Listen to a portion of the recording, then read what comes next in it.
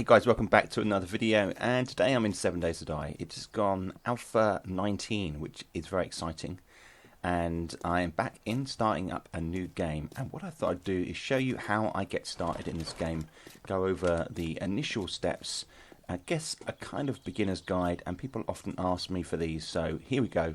Let's have a look at how to get started in 7 Days to Die. So when you first come into the game, there's a basic, I think it's 9-step tutorial where you gather up some fibers, build a bed, build an axe, build a bow. They're your basic stuff, and that introduces you to the basic resources. Now one of those is feathers. Whenever you see a bird's nest, make sure you loot it and take all the feathers. That's really vital. And then the second most important thing is gathering up stone. Now there's a number of ways you can do that. You can pick them up such as that, or you can go to a big chunk of stone and hit it. And then the third resource you'll need is wood. That's really important. And the reason is you can make arrows using these resources like so. And they become one of the most important things that you have in early game. A ranged weapon to take the zombies on. Keep an ear out for this sound. When it happens, a plane will be flying overhead. Now that actually blended into the background quite to make it look invisible almost. That'll be your airdrops. I think the standard game is set to something like 5 days. Every 5 days you get an airdrop. If you can locate those, then that's really handy. Often they'll have weapons and medical supplies or food. It can be really handy, and you would see a parachute falling down somewhere in the sky. Unfortunately, that plane appeared invisible.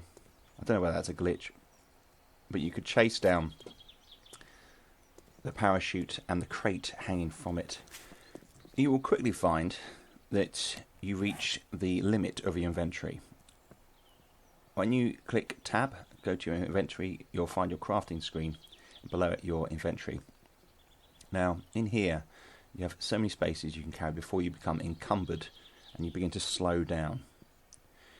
Gathering up objects is really easy, and wherever you're looting you'll find lots of things to gather.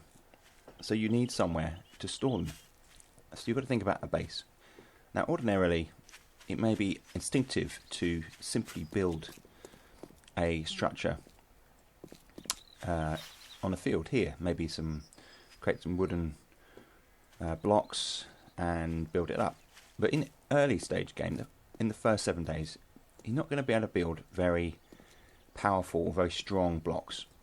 So you're going to need to maybe find a different location. I like to always come to a settlement, not one of the big cities where you may find dogs and more threatening zombies, but a large settlement like this that is in a green area quite often. And then find a building such as this, which is made of concrete. They're much easier to defend, and simply put a ladder up one side. You'll need to clear out the zombies from the top. Usually there's zombies on the top, maybe 3 or 4 zombies. And then place the ladder on the 3rd block up. Now the zombies cannot climb this, but you can if you jump up it. And now with all those objects that you're gathering up, you can place down a chest. Storage chest, really easy to make, and one of the early recipes you get. And you can start storing your items in a location like this. Now zombies can't get up here at the moment.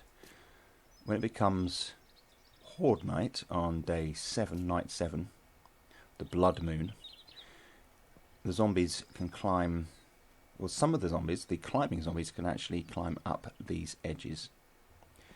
So during the first 7 days, one of my key aims is to build a ledge over the edge of one of these buildings, so that when they climb, all they do is they hit a ceiling, if you like, where they cannot climb over. They can't climb around a lip. They can only climb vertically. They can't climb horizontally, if you get my meaning. In that way you're protected. But you can still damage those blocks that overhang from the ledge. And with the new Alpha 19, the rumour is, and I haven't experienced it yet, that they can climb on their backs of each other. So they're a bit more like the World War Z zombies. So just bear that in mind. So I'm always thinking in the first 7 days, find myself a nice concrete structure like this. And they're usually really good buildings as well. So they have good loot inside. And that loot will respawn. Find a nice building like this. Build a lip, an edge over the side. And then that, in a sense, prepares me for the 7th night. A really important aspect of the game is the skills page. Now you can access that when you go to your inventory. Just select the guy with the university hat on up there, and it then lists off a whole series of different categories into which you can put skill points. Now, which skill points do we select? Now it's up to you. There's a whole variety of different types of skill really, but the ones that I go for are strength, which allows me to harvest more, things like the Miner 69er, and just generally within the strength attribute at the top. So you can add skill points to the attribute at the top here, which then unlocks additional levels in these other perks that are below.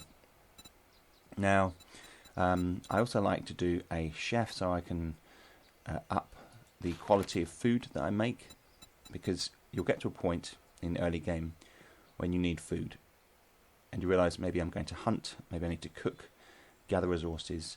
I tend to find that food isn't as readily available as it used to be in the game, so keep an eye out for that, because it will affect your stamina and your strength and your health down here. So bear in mind, if you're hungry, your stamina will drop.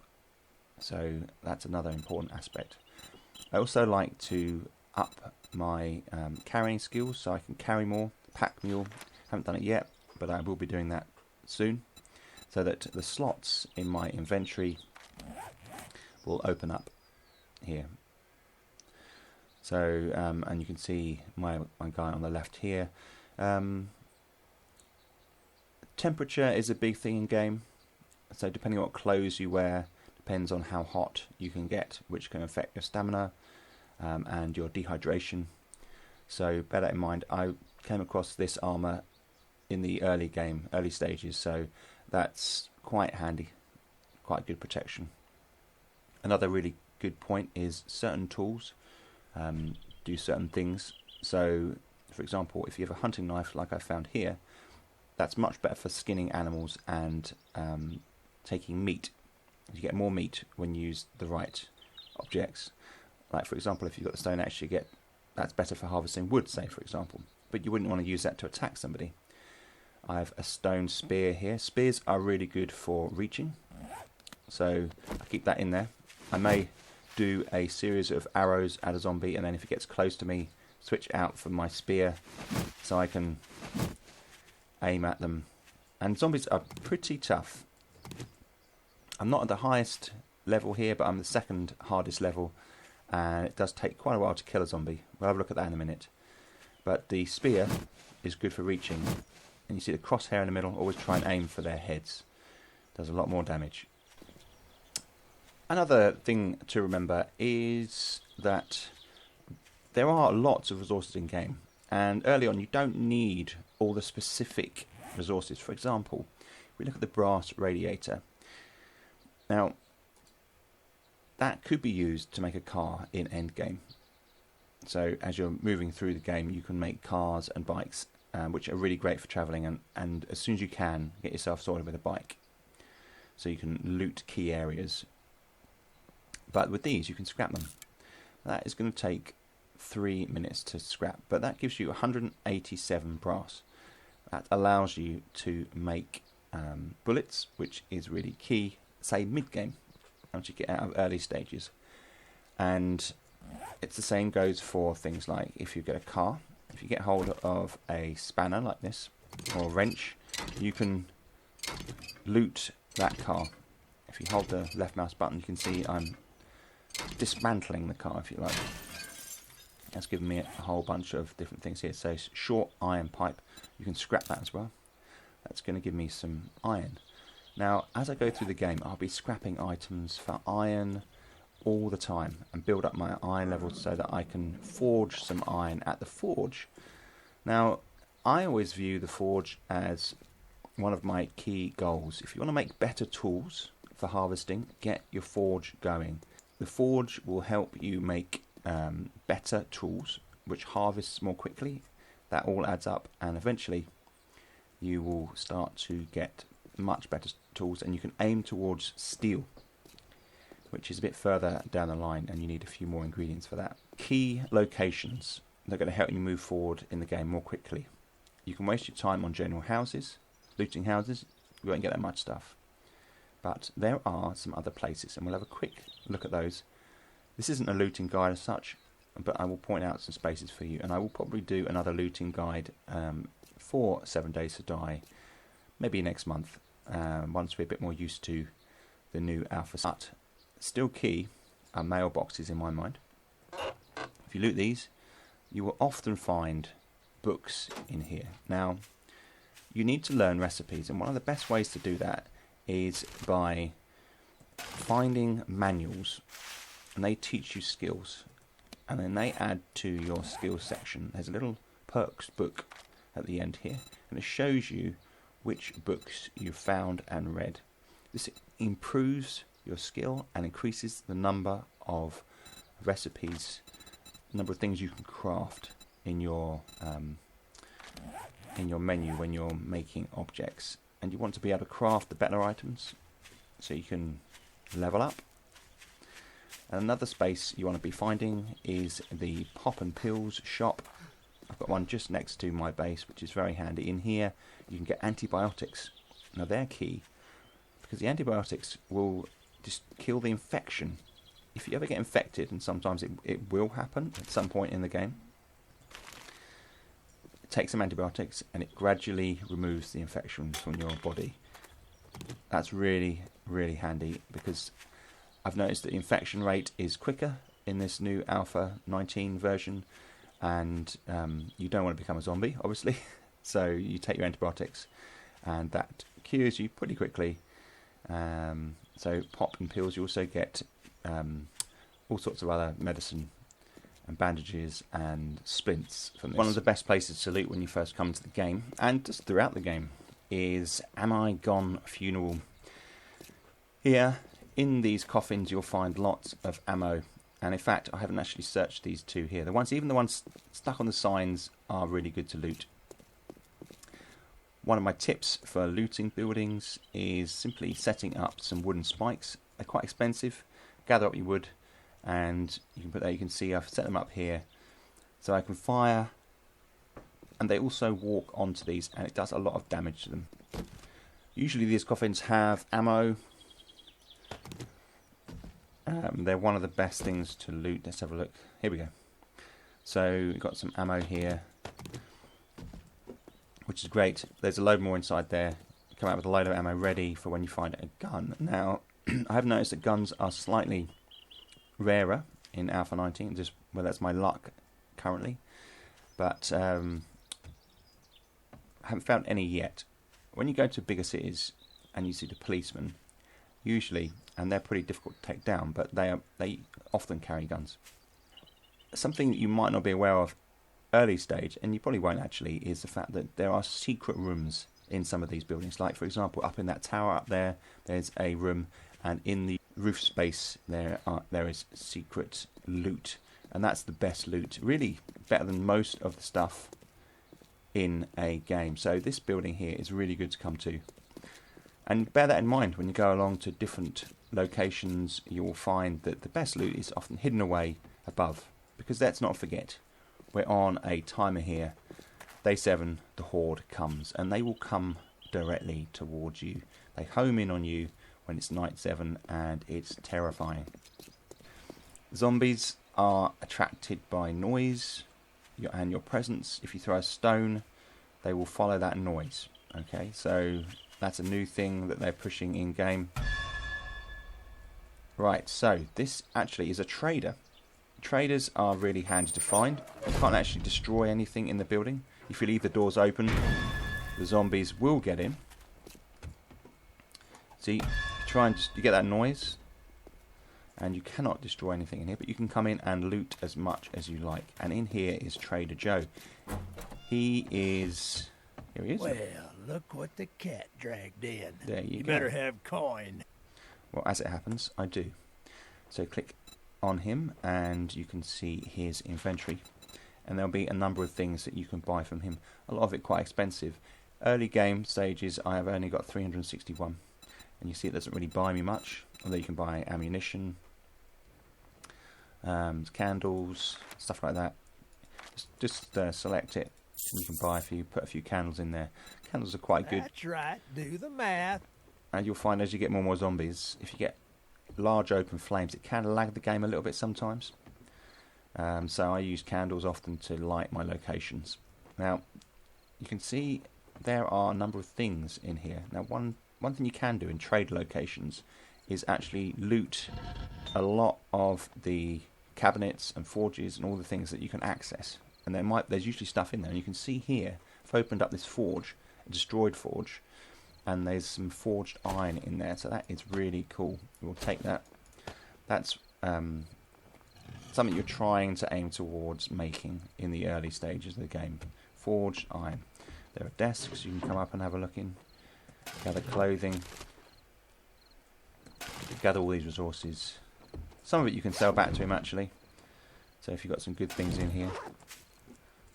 He's got a bed down up there. Oh, look, there's a crate there. Just a little bit of money in there. But you can't destroy these things because of the limitations. Now, as I mentioned previously, you've got your arrows. You can fire at the zombies. If you hold the right mouse button, it will zoom in. Aim at their heads. When using an improvised bow, you will miss. Just because it's not as quick, it's not as precise. A zombie will fall down, you think, oh, it's dead, but it's not. Every zombie falls down once. Now these fire zombies don't run because they're slow. They kind of speed up a little bit. You can see he's sped up a little bit. Alright. All zombies speed up. There you go, he's running now actually. Just be aware of it. As they're dying, it's like this last attempt to try and get at you. They will speed up. So just bear that in mind. You've got like a few. You may just have to turn and run. Most of them will slow back down again. But there's a few that don't. Just be aware of that. You might need to back off a little bit more. Now, because he was slow, I could use my arrow. And you'll notice you can't loot the bodies. Sometimes they drop loot. And as you get more perks, that happens more often. Or you're taking on the stronger zombies. It will happen more often. Now, it is 9 o'clock in game. 10 o'clock turns to night and the zombies start running in this particular setting. Right, now, up on your compass at the top of the screen, there'll be a little wall where you've placed your land claim block. And you can use that as your guide. You see the compass at the top, and that allows you to see where you're walking to. You see my land claim block there. This is my base. It's very basic.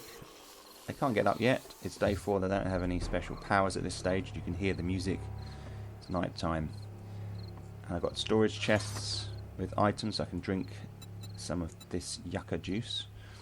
That's a really good early drink.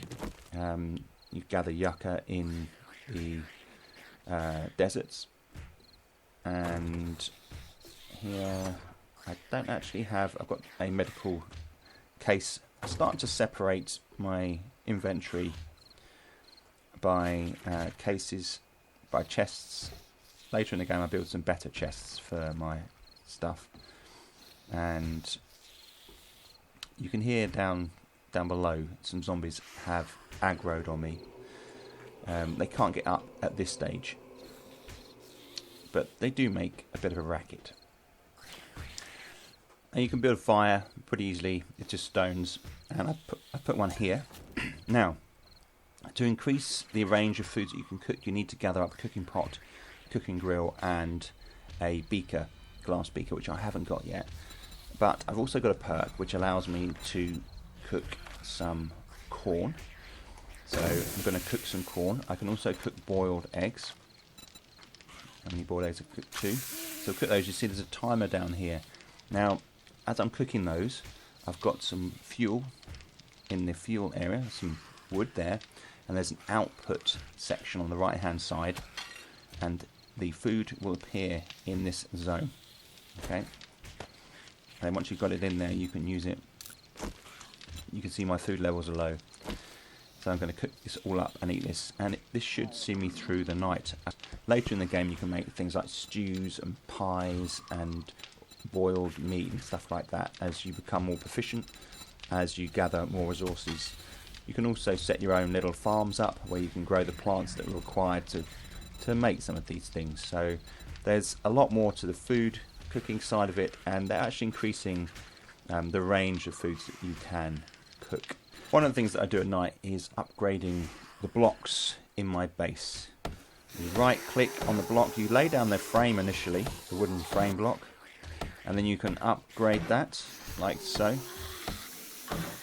And you have to gather resources obviously before you come up to your base, because you can't go back down and upgrade them. I would say this does create noise, and that will attract more zombies, but as long as they can't get up to your base, that's fine. And you can also be in a position where you're gaining more experience. So a good way to gain experience is to build, and that gives you more skill points to put on your inventory, which we've looked at already. And you gain experience for lots of things that you do in game, like harvesting. Killing zombies is a really good way of getting experience early on as well, particularly effective. Go out and kill a few zombies, that'll up you a few levels. So just generally, just keep working, and those experience points will go up very quickly. Just a little point about the types of objects you're looting. Chests, for example, safes, anything that looks secure will always have good loot in. Sometimes you'll see a bag which has a gun sticking out of it. Loot it, they're brilliant. Crates are really good. And the ones that are specifically branded, so Stiff's working tools, for example, will give you that type of loot. So tools or food-related boxes will give you a food product, probably things like cans of Spam and stuff like that. So keep an eye out for that. Crates are really good. Any of these areas, you can loot lots of different things, but keep an eye out for things like crates and chests.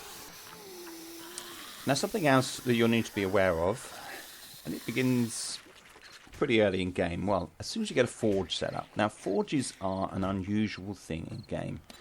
Right, they attract screamer zombies.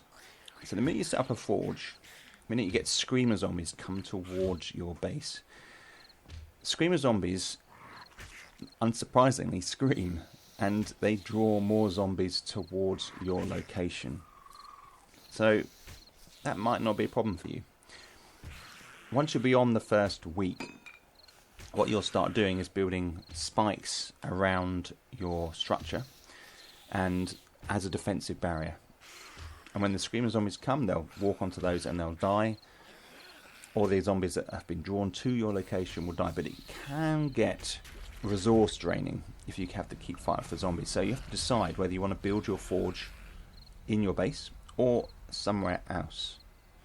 Now, screamer zombies will be drawn to your location anyway, but it just happens more frequently if you have a forge on your base, which is kind of bizarre. And you can hear the zombies still chipping away. They never run out of energy. They just keep coming and coming and coming.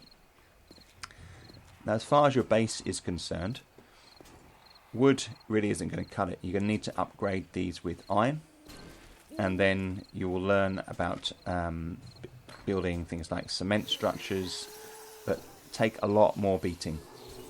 It's more of a question in the early game to try and keep your base away from the zombies. As I was saying before, creating a lip, which I will do around this structure. The night ends for me 4 AM. You can adjust that in your settings when you first set the game up, but I do 10 PM to 4 AM, and I think that's a fair enough time. And during the night, I would have set myself a series of tasks to do, sort out my inventory, craft some bits and pieces, make some food, and stuff like that, so that I'm using the time constructively. But I will never go out into the main area unless I'm caught outside, because all the zombies are running. So it's much more dangerous, and you don't really want to be in a position early on where you're being killed constantly. And you will gain health points, and your stats will rise as you become stronger and better. And you don't want to lose that, because you do when you die. So I haven't died yet, and I want to try and keep it that way. Okay guys, that is some general information about how to start in 7 Days to Die. That first week really, really popular game. I love this game, I've been playing it for years. I highly recommend it. It's awesome, and the developers are very active, and they're always chipping away, adding new things and making the game a lot better. So if you found this video useful, do the usual thing, click the thumbs up. If you're not subbed already, it'd be awesome if you could. And don't forget, there'll be more content come to the channel. Thanks for watching guys, and I'll see you soon.